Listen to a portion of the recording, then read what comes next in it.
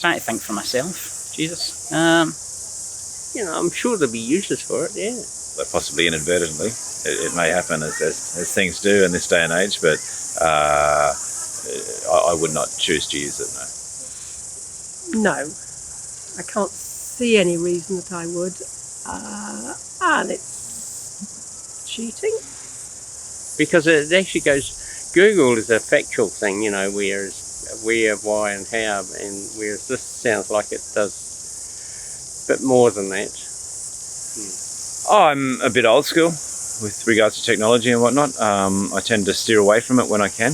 Of course, it's near on impossible to be online to a degree these days, but I'm still mechanical in methods. As much as I don't have Uber Eats or whatnot, I prefer to cook for myself. I'm just of that age, maybe. Well, maybe, if you're trying to find out stuff on Google, just go through ChatGPT. I like general information, and I like looking at factual data that I can glean from the internet. I'm a nerd. I live right out the end of the scale, and I just find it interesting what it can do and what it can lead me to without spending another hour trying to wade through rubbish. We do a lot of gardening, so there's a lot of stuff in there that we could use for gardening. It would give us answers to a lot of questions that Google doesn't necessarily give. Well, most of your gardening's with a spade, a fork and a lawnmower. I mean, I can't... What do you mean, inquiring as to whether you prune this and that and when, or I mean, when it comes to physical gardening, I suppose you're going nowhere. But I can see a point for asking for advice, whether you should plant this or that, and giving you where you live, what latitude you're at and all that sort of thing. For information, I suppose, yes, right. Hobbies, I think that's a good one. We really need some landscape help at my house. So if you could plug in something like that, your budget, your thoughts, your ideas, your preferences, and it came up with a plan, I think that would be excellent. I would be pressed to think of something that would be useful to me using that. I can't think of anything where it would be appropriate. I'm fascinated in travel. It would be good to... I guess it would give you some good routes for travel. Well, I could see the advantage for using it for planning your next holiday. Are you allowed to ask it, put in things that you're interested in, and then if you want to see all the art galleries of the world, they're not sending you to Disneyland only, sort of thing? I think it'd be a good brainstorming tool, wouldn't it? I guess, for the little things, where's the best place to travel cheaply, where's the best place to travel with a bit of money. Yeah, actually, I guess it'd be very, very helpful for the travel, actually. It'd be very, very, very helpful. I haven't thought about that sort of thing at all. No. I don't know how that would work. I wouldn't know how to go about it, for one thing. Yeah, I perhaps on reflection, I don't understand well enough how it works in order to give you an honest answer. I really don't want to use it, to be honest.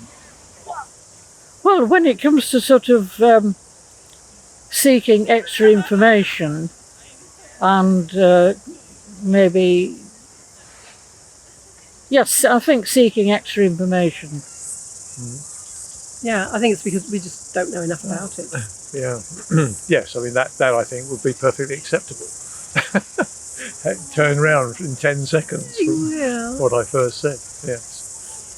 I use it to write a DEX formula for me for visual representation, and it was perfect.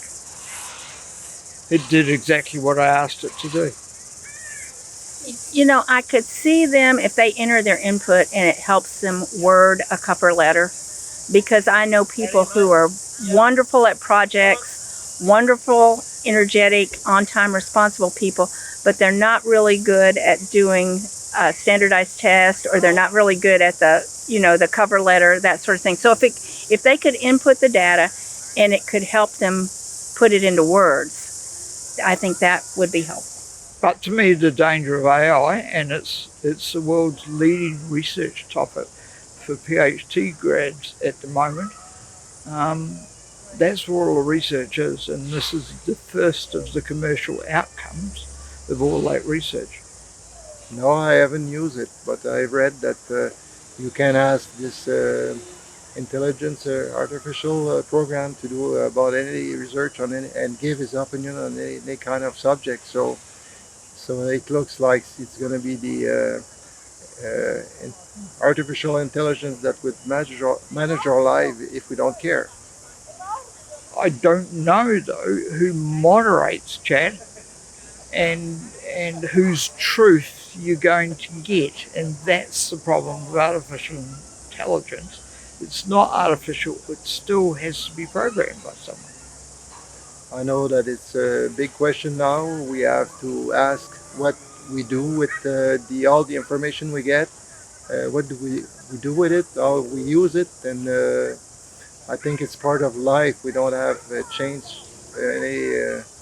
any choice but to face it and decide what we do with it. So I find it an efficient way, but it does worry me about who programmed it and why, and what their moral stance is in the world, because it's got to be someone's. And if people just